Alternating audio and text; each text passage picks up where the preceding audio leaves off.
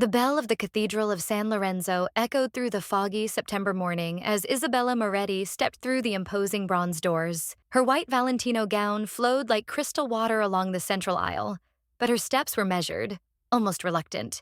"You look beautiful, cara mia," whispered her father, Vittorio Moretti, gripping her arm with protective strength. But Isabella could hear the tremor in his voice. He knew he was giving his daughter to a man who did not love her. Alessandro Vittorio waited at the altar with the posture of a Greek statue. At 32, he was considered the most desirable bachelor in Europe, the heir to Vittorio Industries, with fortunes capable of moving entire economies. His sculpted face remained impassive, his gray-blue eyes fixed on some distant point, as if he were in a business meeting and not at his own wedding. Isabella looked at him and felt her heart tighten.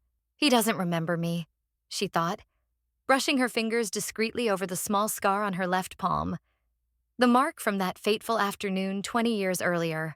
She had been only 8 when she found a 12-year-old boy trapped under wreckage from a car accident on a rural road. Ignoring her own injuries, Isabella had held his hand for hours, singing softly to calm him until help arrived. "Promise you'll remember me," she had whispered. "I promise," he replied, hooking his little finger around hers. But Alessandro did not remember her. He remembered Vivienne. Isabella felt the burning stare before she even saw its source. 5 rows to the left, Vivienne Duchamp sat in the place of honor, wearing a gold dress far too attention-grabbing for someone else's wedding. Her perfectly waved blonde hair framed a doll-like face, and her red lips curved into a smile that never reached her eyes. Vivienne was the reason Alessandro had agreed to this arranged marriage. "I need a wife to calm the board of directors and my grandparents," he had told Isabella coldly when proposing the union. "You come from a good family, have an impeccable reputation, and clearly understand boundaries. This is a business arrangement, nothing more." What Alessandro did not know was that Vivienne had forged everything. The childhood photographs showing her as the girl who saved him were flawless digital manipulations. The silver bracelet she found again was a replica purchased in a Paris antique shop.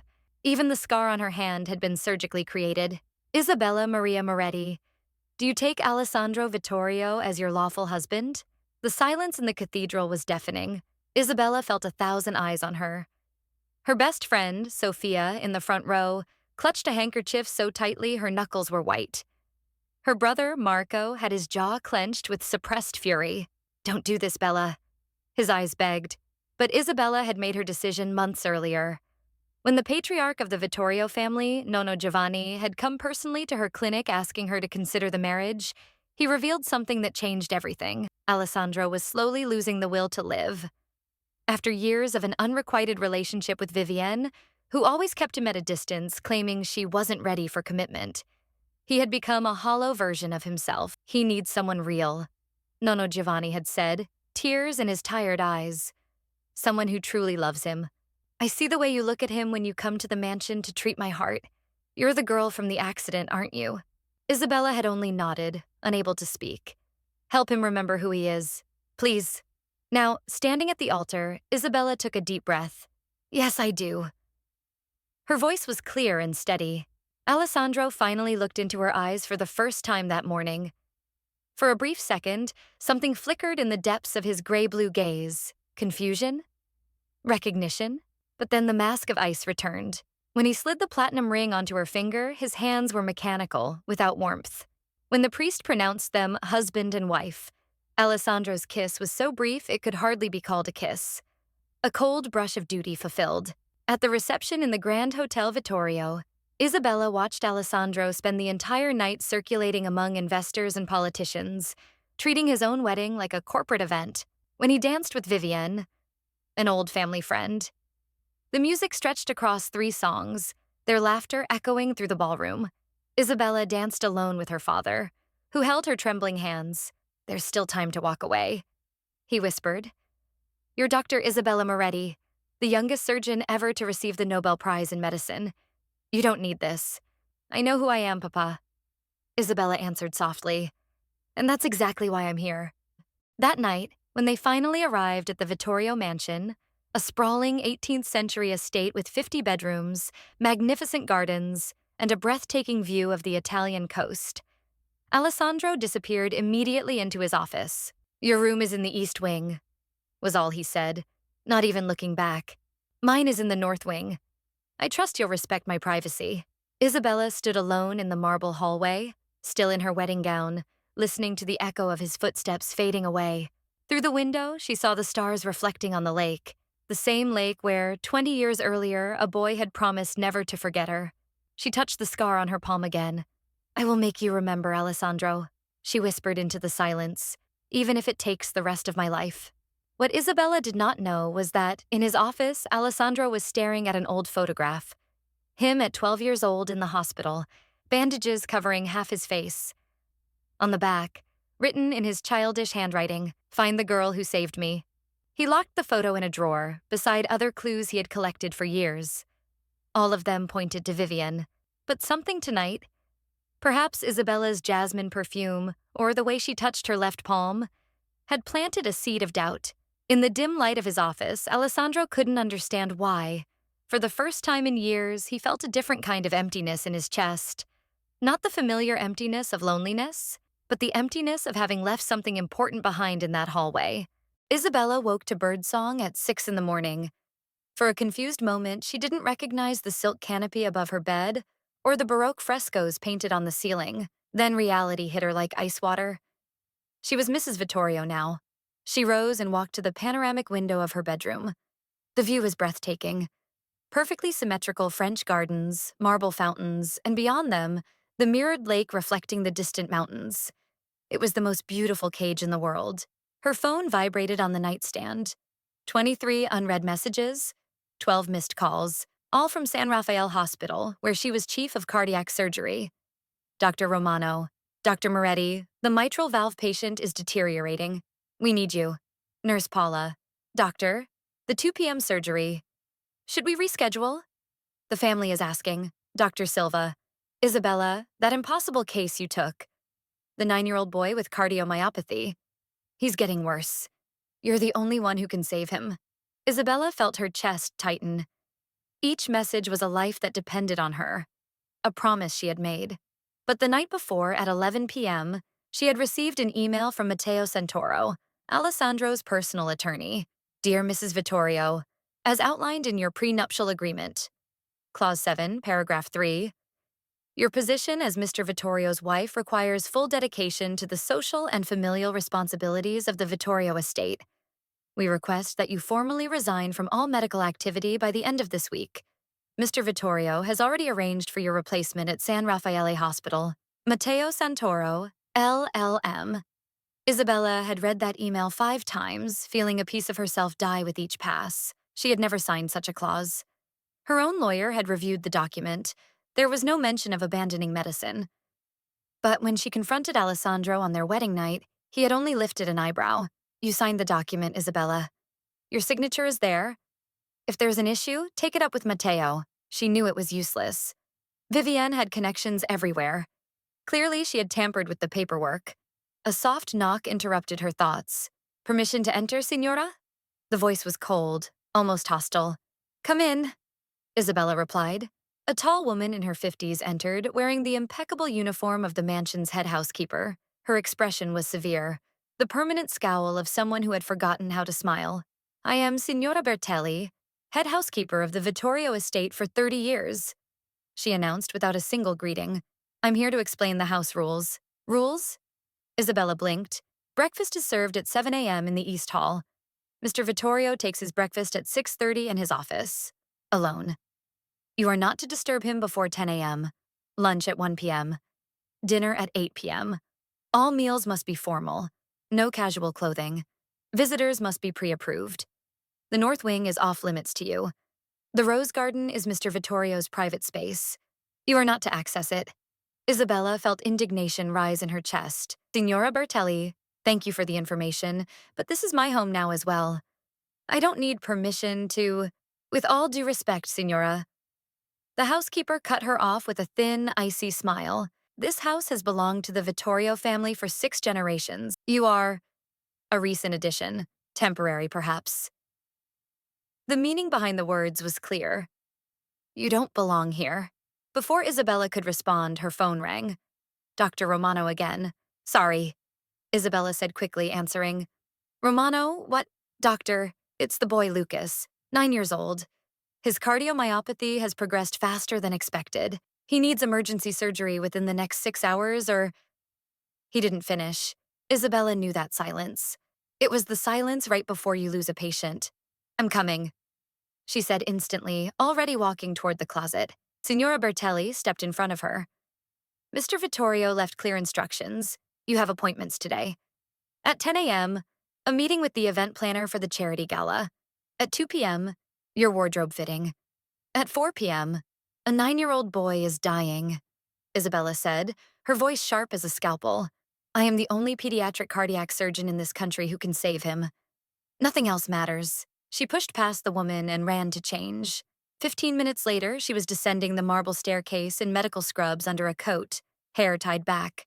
Alessandro was in the entrance hall, immaculate in a gray Oxford suit, reading documents while his driver waited outside. Where do you think you're going? His voice was cold, authoritative. Emergency at the hospital. A patient needs me. No. Simple. Final. Isabella froze. Excuse me? Alessandro finally lifted his eyes from the papers. There was not a single trace of warmth in his gray-blue gaze. You are my wife now, Isabella. That comes with responsibilities. You have scheduled commitments. The Rossi family, our largest investors, is coming for afternoon tea. Your presence is required. A child will die, Isabella said, each word trembling. A child. There are other doctors, none who can do what I can. Then perhaps they should learn. Alessandro returned to his documents, dismissing her. Matteo sent the contract. You agreed to the terms. I never... Isabella inhaled deeply, forcing herself to stay calm. Arguing wouldn't save Lucas. Alessandro, please, just this once. Let me do the surgery. Then I'll return for every commitment you want. For a moment, something flickered in his eyes. But then a melodic voice echoed through the hall. Alessandro, darling, what a surprise to find you here. Vivienne Duchamp swept in like a storm of expensive French perfume and cream-colored silk. She wore a Chanel dress that probably cost more than a car. Her blonde waves flawless. Vivienne, Alessandro said. And for the first time that morning, Isabella saw something close to a smile on his face. I wasn't expecting you. I brought some samples for the charity gala, Vivienne said, holding a leather portfolio. Then, noticing Isabella with exaggerated surprise, she gasped.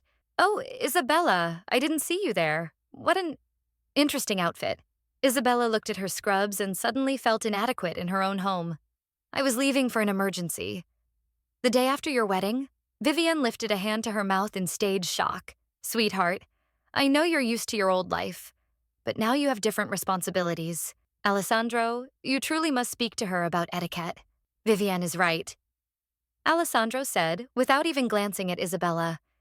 You have much to learn about being a Vittorio. Something broke inside Isabella then. She looked at the man she had loved since that summer afternoon 20 years ago and saw a stranger, cold and cruel. I understand, she said, her voice unexpectedly steady. Excuse me. She turned and climbed the stairs, every step heavier than the last. Behind her, she heard Vivienne's soft laugh, followed by Alessandro's low reply. Back in her bedroom, Isabella called Dr. Romano with trembling hands. Romano, I can't come. You'll have to do the surgery without me.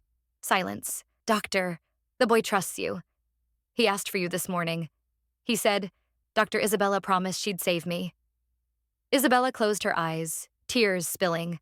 I know. Tell him I'm sorry. But there were no words.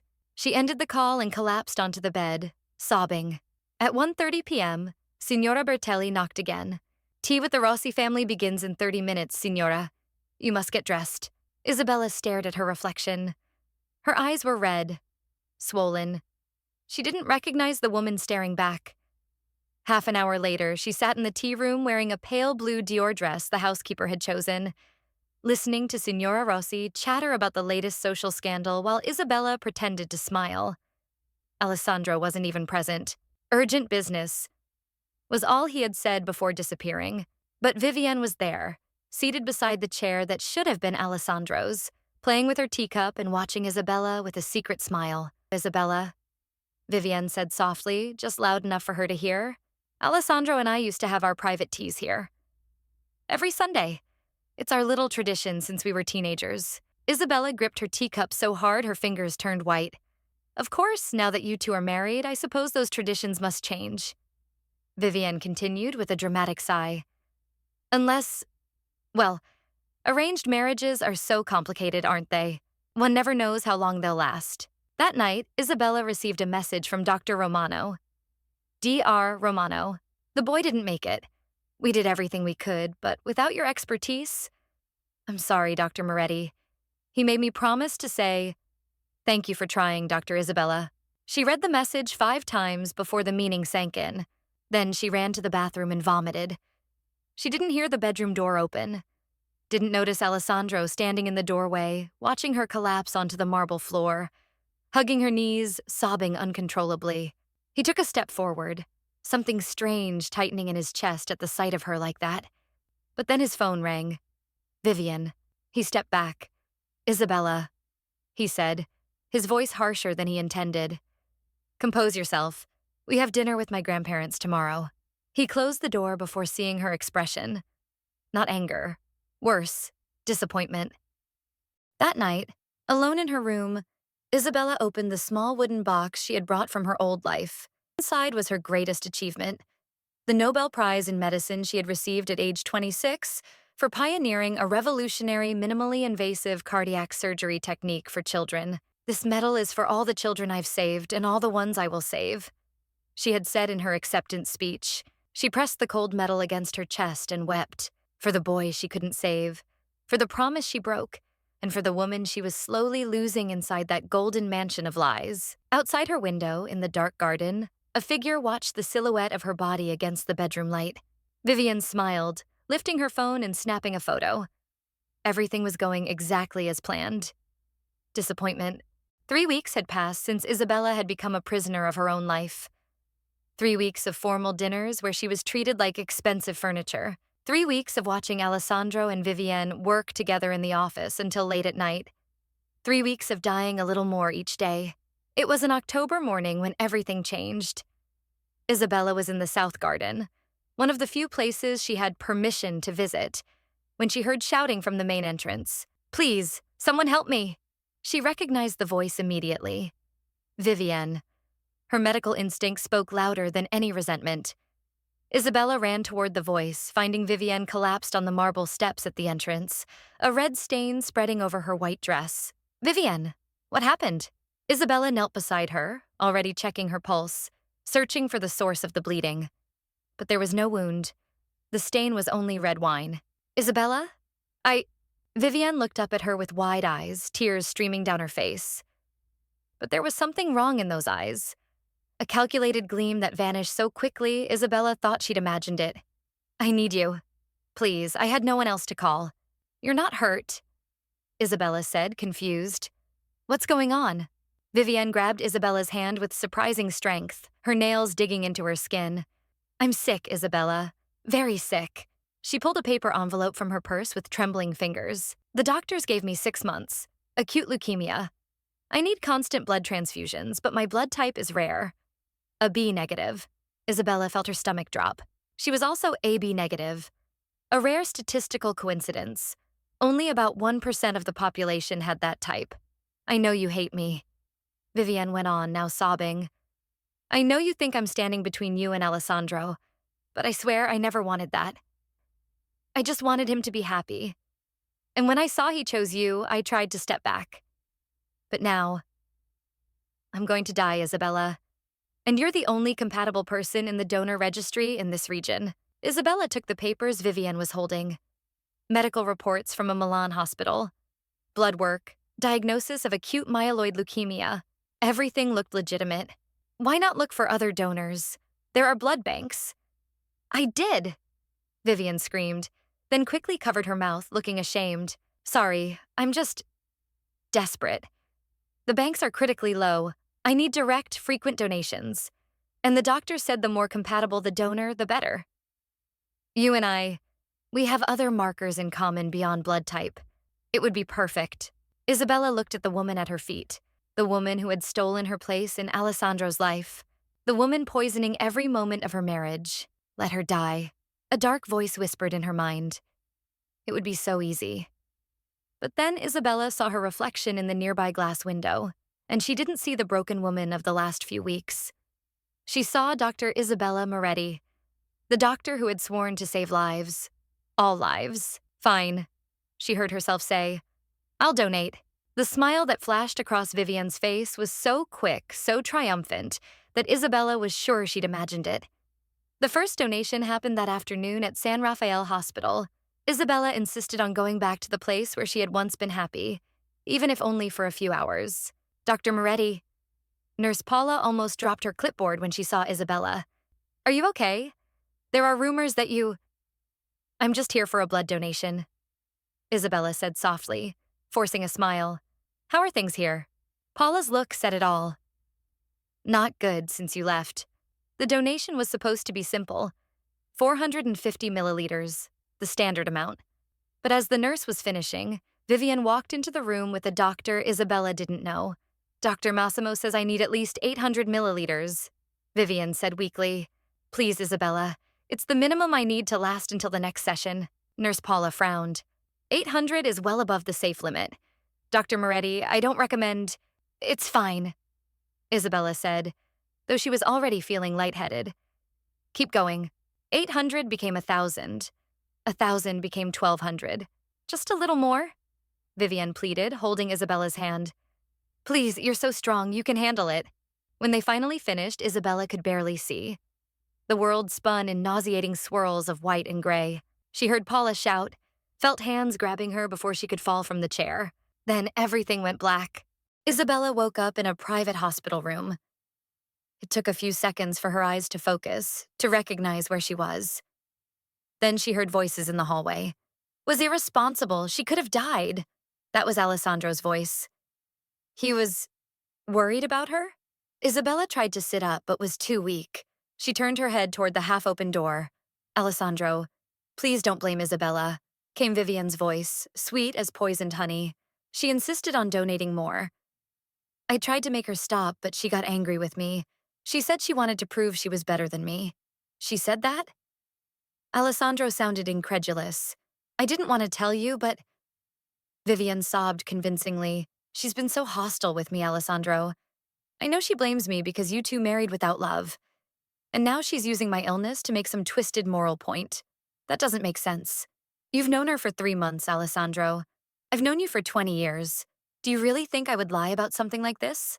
Silence. Then... No. You'd never lie to me. Isabella felt something shatter inside. She closed her eyes, wishing she could pass out again, wishing she'd never woken up. The door opened. Alessandro walked in, but he wasn't alone. Vivienne was leaning on him, one delicate hand on his arm. You're awake, Alessandro said, his voice cold as ever. There was no relief in it, just annoyance. The doctor said you were reckless. Donating that much blood at once is dangerous. Vivienne said she needed... Isabella began, her voice weak. Vivienne told me what really happened. Alessandro cut in. I understand you're trying to... I don't know. Prove something. But using her illness as some kind of competition? That's low, Isabella. Even for you. Even for me? Isabella repeated, stunned. What is that supposed to mean? It means I'm starting to understand what kind of person you are. Alessandro pulled away from Vivienne and walked to the window, his back to Isabella. I gave you a name, a position, a home. And you still need to seek attention like this. Isabella looked at Vivienne, who was standing by the door. For a brief second, when Alessandro wasn't looking, Vivienne smiled. A small, victorious, cruel smile. Then she slipped her mask of fragile illness back into place. Alessandro, don't be so hard on her, Vivienne said softly. She was only trying to help. In the wrong way, maybe, but still. You're too good, Vivienne, Alessandro said, finally turning around. The look in his eyes when they landed on Isabella was pure disappointment. Too good for any of us. He walked over to Vivienne and offered her his arm. Come on, you need to rest. But Isabella, she'll be fine. The doctor said it's just exhaustion. She did this to herself. They left together, leaving Isabella alone in the sterile white room. Nurse Paula came in a few minutes later, carrying juice and crackers. Dr. Moretti, she said cautiously, I didn't mean to overhear, but I listened to the conversation, and I need to tell you something. Isabella looked at her, too exhausted to speak. Those exams Miss Duchamp showed? I recognized the header. They were from Dr. Massimo, the doctor who was with her. But Dr. Massimo was fired 6 months ago for forging medical documents for patients who wanted fake sick leaves. Isabella felt her blood run cold. There's more. I checked the system. Vivienne Duchamp has no treatment records in this hospital. No leukemia diagnosis. Nothing. But the blood? Isabella whispered. Where did the blood I donated go? Paula bit her lip. I don't know. But I do know it wasn't processed through the normal channels. Dr. Massimo personally took the bags. Isabella closed her eyes. Of course it was all a lie. Vivienne had taken 1,200 milliliters of her blood out of pure cruelty. To weaken her. To make her look unstable and desperate for attention. And it had worked perfectly. Why is she doing this to me? Isabella asked, more to herself than to Paula. Because you're everything she wants to be and never will be, Paula said gently. A real woman, a real doctor, someone with actual substance. And Mr. Vittorio, I think deep down he's starting to see that. That's why she needs to destroy you before he wakes up. That night, when Isabella was finally discharged and returned to the mansion, Alessandro wasn't there. Signora Bertelli informed her, with her usual sadistic little smile, that Mr. Vittorio was staying at his apartment in the city. To give you space, Signora. He thought it best, given the circumstances. Isabella went up to her room and lay down on the bed, still dizzy from the blood loss. Her phone vibrated. A message from an unknown number. Unknown. That was only the beginning, darling. Alessandro will never be yours. You should leave while you still can. Isabella deleted the message and rolled onto her side. That night, she dreamed of the accident 20 years ago. But in the dream, when she tried to take the boy's hand trapped in the wreckage, he pulled away from her, choosing someone else's hand instead. Vivienne's. 2 months had passed since the blood donation incident, as Signora Bertelli liked to call it with disdain. 2 months of Alessandro completely avoiding her, dining out, sleeping at his apartment in the city. 2 months of Isabella wandering through the mansion like a ghost.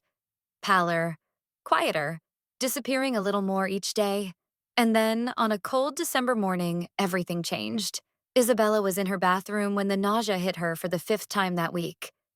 She barely made it to the toilet before throwing up.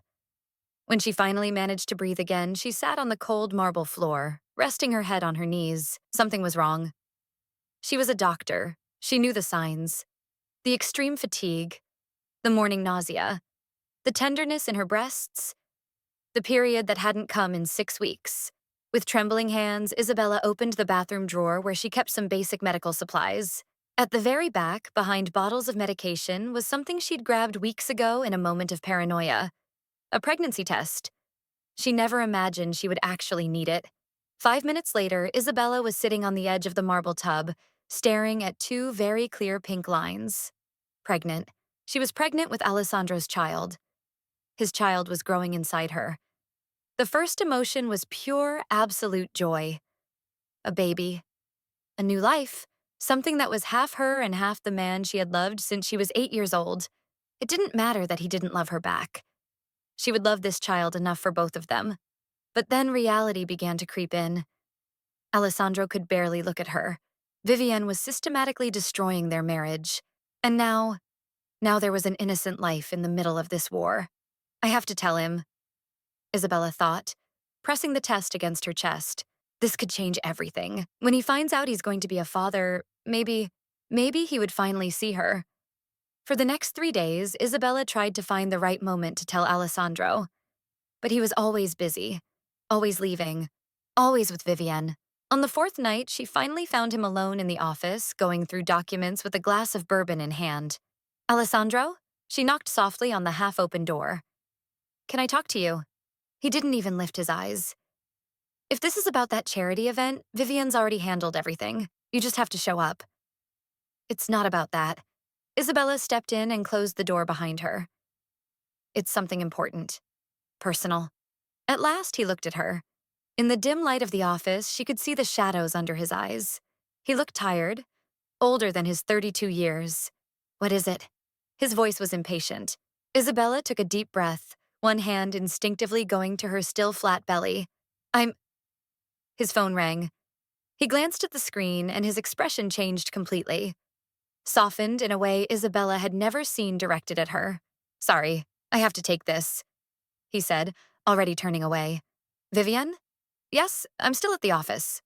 What? No, of course not. I'll come right now. He hung up and grabbed his coat. Vivienne isn't feeling well. I need to take her to the hospital. But I need to. Later, Isabella. He brushed past her without even looking. Whatever it is, it can wait. The door closed behind him, leaving Isabella alone among stacks of documents and the lingering smell of expensive bourbon. She touched her belly again. It's okay, little one, she whispered. Daddy will listen to us. Eventually. The next opportunity came 3 days later, at Christmas dinner with Alessandro's grandparents, Nonno Giovanni and Nonna Lucia. It was the first time in weeks Alessandro would be forced to spend more than 5 minutes in the same room as Isabella. The dining room was stunning, decorated with winter floral arrangements and white candles. The long mahogany table could seat 20, but that night there were only 6. Isabella, Alessandro, the grandparents, and, inevitably, Vivienne and her mother, Madame Duchamp. How wonderful to have the whole family together. Nonna Lucia said, her kind eyes moving between Isabella and Alessandro. I was hoping this year would bring news of great-grandchildren. Isabella almost choked on her wine, which she wasn't actually drinking, just pretending to. This was it, her moment. In front of the grandparents, Alessandro would have to listen. Actually, Nonna, Oh, about that, Vivienne interrupted gently, with her cat who ate the canary smile. Isabella told me something very personal the other day. She said she doesn't want to have children, that her career has always been more important. Isabella froze. I never said that. You didn't? Vivienne tilted her head, feigning confusion. Then I must be mixing things up. Though to be fair, Isabella, you've always been so dedicated to your work. It would be understandable if children weren't your priority. Children are my highest priority, Isabella said firmly, looking straight at Alessandro. They always have been. And I need to tell you something important. Mother, do you remember when Isabella said children were a distraction from a real career? Vivienne turned to Madame Duchamp, who nodded emphatically. Yes, darling. At the spring tea, she was very clear. That is a complete lie. Isabella stood, her chair scraping the floor. Alessandro, I need to talk to you. In private, now. Isabella, control yourself, Alessandro said coldly. We have guests. This can't wait. Everything can wait. Sit down. It was an order, not a request. Isabella looked around the table. Nonno Giovanni watched her with worry. Nonna Lucia looked confused. Vivienne smiled behind her wine glass. Alessandro looked at her as if she were a child throwing a tantrum. She sat slowly, feeling tears burn the back of her eyes. Dinner continued in tense silence. Isabella couldn't eat a bite. Her nausea was worse, and the smell of roasted meat made her stomach turn. When dinner finally ended, Isabella stood to leave. Isabella, a moment. Nonno Giovanni called. May I speak with you in the winter garden? In the softly lit conservatory, the old man took Isabella's hands in his, surprisingly strong. My dear girl, what is happening? You are so pale, so fragile. This is not the light I saw in your eyes when you came to my house to treat my heart. Isabella opened her mouth, ready to tell him everything.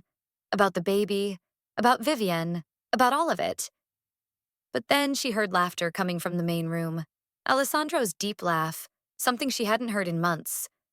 And Vivienne's sharp giggle joining his. He's never going to listen to me, Isabella whispered. Not while she's here. Then make him listen, Nonno Giovanni said firmly. You are a Vittorio now. Don't let that woman steal what is rightfully yours. Isabella nodded, wiping away her tears. Thank you, Nonno. She walked back toward the salon, hand protectively over her belly. And that's when she saw it. Alessandro and Vivienne were standing by the fireplace. Too close. Vivienne's hands were on his chest, straightening his tie. She was whispering something in his ear, and he was smiling. Something inside Isabella shattered. Enough! Her voice echoed through the room. Everyone turned to look at her. Alessandro, I need to talk to you now. I don't care if Vivienne doesn't like it. I don't care if you don't want to. This is about us. About our... She hit me, Vivienne suddenly screamed, stumbling back and grabbing her face as if she'd been struck. Isabella froze. What? I didn't even touch you. She hit me, Vivienne repeated, tears spilling instantly. In front of everyone. Alessandro, I told you she was getting violent. I warned you. That is a complete lie. Isabella looked around the room desperately. Someone saw it. I didn't move. But all the other guests had already left. Only Madame Duchamp remained, and she rushed to her daughter's side. I saw everything, Madame Duchamp declared dramatically. Isabella hit my daughter, a sick and fragile woman. Alessandro? Isabella turned to her husband, begging. You saw me. You were looking right at me when she screamed. You know I didn't touch her. Alessandro looked between the two women. Isabella, with desperate eyes and trembling hands. Vivienne, with tears streaming down her face, a hand pressed to her cheek. Isabella, he said slowly, his voice dangerously low. You're becoming hysterical. Isabella laughed bitterly. I am pregnant. The words exploded into the air, echoing through the vast room. Complete silence. You're what? Alessandro asked, his face draining of color. Pregnant. 8 weeks. I've been trying to tell you for days, but you never had time. You never listened. You were always with her.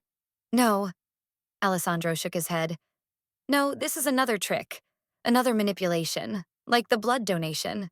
It's not a trick, Isabella shouted. I have tests, I can prove it. You can forge tests. You're a doctor. Why would I do that? To trap me in this marriage. To have an excuse when everyone realizes you don't love me. That you only wanted the Vittorio name. I love you, Isabella cried, tears finally falling. I've loved you since I was 8 years old. I am the girl who saved you, Alessandro. Me, not her. It was never her. This is delusional, Alessandro said, taking a step back as if she were dangerous. Vivienne, call the doctor. I think Isabella is having some kind of breakdown. No. Isabella moved toward him. Listen to me, please. I can prove it. I have the scar. I remember everything. Isabella, stop this now, Alessandro shouted. But she didn't stop. She ran toward him, desperate to make him understand. And then it all happened in slow motion. Vivienne, who had been trembling with fear, suddenly tripped over her. Vivienne, who had been trembling with fear, suddenly tripped over her own feet and fell, screaming. Alessandro reacted on instinct, pushing Isabella aside to reach Vivienne. The push wasn't hard. But Isabella was standing at the top of the small staircase that led from the salon down to the hall. She lost her balance. She turned backwards. And fell. 3 marble steps. She felt every impact like a blow. Her shoulder first. Then her back. Finally her hip. When she stopped falling, she was lying on the cold hall floor, staring up at the painted ceiling. For a moment, she couldn't feel anything. Then the pain came. Deep. Vicious. Starting in her abdomen and spreading like fire. No, she whispered, her hands flying to her belly. No, no, no, no, no. She heard footsteps rushing. Vivienne, are you okay? It was Alessandro's voice. Isabella turned her head with difficulty and saw Alessandro kneeling beside Vivienne, cupping her face, checking if she was hurt. Vivienne looked over his shoulder and met Isabella's eyes, and smiled. Alessandro, Isabella tried to call, but her voice came out as a whisper. Alessandro, please. The baby. She felt something warm and wet spreading beneath her. Blood. Alessandro? She screamed this time, terrified. Nonno Giovanni appeared, running from the winter garden. Madonna Santa, Isabella! Only then did Alessandro turn his head and see his wife lying on the floor in a quickly growing pool of blood, the pregnancy test lying beside her outstretched hand. No, he whispered, his face going white. No, Isabella looked at him one last time as her vision began to darken at the edges. You never meant, she whispered. You never meant any of us. The last thing she saw before blacking out was Vivienne, still in Alessandro's arms, that small, victorious smile on her lips. Isabella woke up in the hospital 14 hours later. Dr. Romano was at her bedside, his expression grave. The baby? They were the first words out of her mouth. His silence was answer enough. I'm so sorry, Isabella, he said softly. You had a complete miscarriage. There was a lot of bleeding. We had to perform an emergency curettage. Isabella turned her face to the side, silent tears sliding down. There's more. Dr. Romano continued, his voice heavy. The damage to your uterus was extensive. The fall, combined with your weakened condition from the previous blood donations, Isabella, there is a 70% chance you may never be able to have children again. She closed her eyes. She had lost a baby, and possibly the chance to ever be a mother. All in one night. Where is Alessandro? She asked, her voice flat. Dr. Romano hesitated. He left a few hours ago. Said he would come back later. Of course he did. The door opened and Nonno Giovanni entered, with Nonna Lucia right behind him. Both looked as if they had aged 10 years overnight. My poor girl. Nonna Lucia rushed to her side, taking Isabella's hand. Forgive my grandson. Forgive that fool. He didn't know. He knew, Isabella said calmly. I screamed at him that I was pregnant. He pushed me anyway. He was trying to reach Vivienne, Nonno Giovanni began. He's always trying to reach Vivienne. Isabella gently pulled her hand from Nonna Lucia's. And he always will. I understand that now. She stared at the hospital ceiling, so much like the one in the mansion where she had fallen. I want a divorce. Isabella, no. I want a divorce, she repeated, firmer this time. And I want to leave Italy. Far away. Somewhere the name Vittorio can't reach me. The old couple exchanged a look. If that is what you want, Nonno Giovanni said at last, I will help you. You didn't deserve any of this. That night, Alessandro finally showed up. It was nearly 2 a.m. He looked wrecked, but Isabella felt no pity. Isabella, sign the divorce papers. She cut in. My lawyers will send them tomorrow. No, we need to talk about this. Talk? Isabella laughed, the sound broken and bitter. Like when I tried to tell you about the baby and you called me a liar? Like when I begged you to listen and you chose her? There's nothing left to talk about, Alessandro. I didn't know about the baby. You did, Isabella shouted, her voice echoing through the room. I screamed. Everyone heard, but you only had eyes for her, as always. And now, our child is dead, and I will never be able to forgive you for that. Alessandro seemed to crumble. He fell to his knees beside the bed. Don't do this. I'll do anything. I'll send Vivienne away. I don't want your promises. I don't want your regret. Isabella turned her face away from him. I just want you out of my life. Isabella, go away, she screamed. Go to her. That's where you've always wanted to be. Alessandro stood slowly, staggering as if he'd been physically struck. At the door, he stopped. I'm sorry, he whispered. For everything, so am I, Isabella replied. I'm sorry I loved you. When the door closed behind him, Isabella finally allowed herself to break completely. Sobs racked her body, physical and emotional pain merging until she could no longer tell where one ended and the other began. She held her now empty belly and cried for the baby she would never meet, for the life that would never be lived, for the love that had never been returned. 3 days later, Isabella Moretti disappeared. The Vittorio mansion woke to find her room empty, her clothes gone, and only a note left behind. Do not look for me. Let me be free from the nightmare you created. Alessandro found the note, and something inside him shattered beyond repair. And Vivienne, watching from the window as Isabella's car disappeared down the road, smiled. Phase 1 was complete. Now she just had to make sure Isabella never came back.